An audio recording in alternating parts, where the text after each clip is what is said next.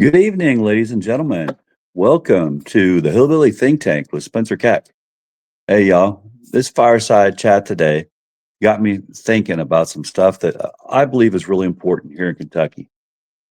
I give a real hill of beans about our agriculture. There's nothing more important in our nation, really, than our agricultural output and the quality of health of our agriculture experts, our farmers, our traders, folks who make sure that our biggest product in the state has something to sell. Well, one of our biggest products, besides our bourbon, is soybeans. We become a monoculture here in America, unfortunately, in my opinion, where the cash crops are soybeans, corn, and that's about it. Wheat, of course, another big monoculture product, but we don't really grow that here in Kentucky. So what I think is important is that our largest cash crop, soybeans, which we grow a lot of here in Hardin County, we need to have a place to sell it. Now, for a long, long time, our largest buyer of our soybeans in the state of Kentucky and in the whole nation was China. Now, whatever we think about our trade deficit, we did not have a deficit when it came to them buying our soybeans, which actually nationally, soybeans have become a very major export for us. We grow a lot of soybeans along with corn, wheat, barley. So what is important is that we are able to sell our Kentucky soybeans at a premium price to the largest buyer of soybeans in the world, China, largest country in the world. Well, what's happened? We've been hoping that when those combines get out there, start cutting those soybeans, that this trade deal would be done with China and they'd be back to buying our soybeans. Has that happened? Absolutely not.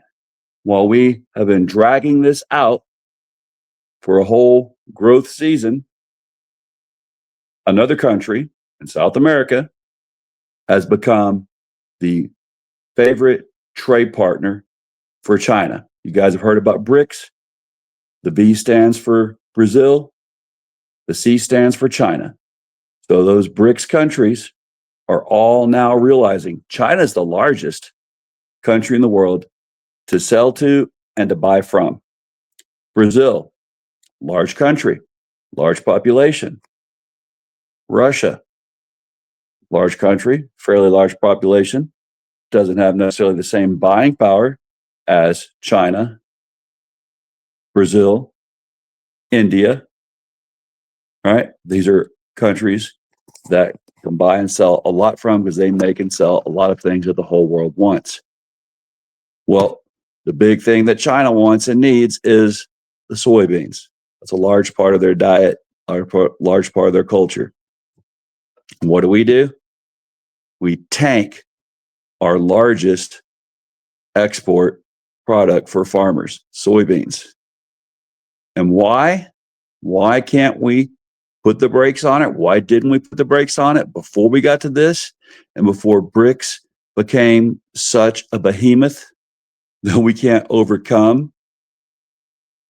You tell me, but I'm telling you, and you already know it, if you're growing soybeans, we're in a hurt. That's not good for Kentucky. It's not good for the United States overall, and it's definitely not good for Hardin County. We grow quite a few bushels of soybeans here. So guys, let's just think about that. All right.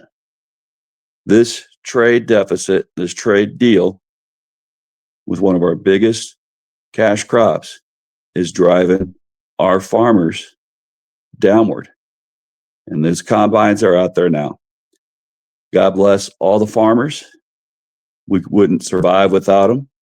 I know I love to eat, and I wouldn't be able to survive without our great, wholesome American food.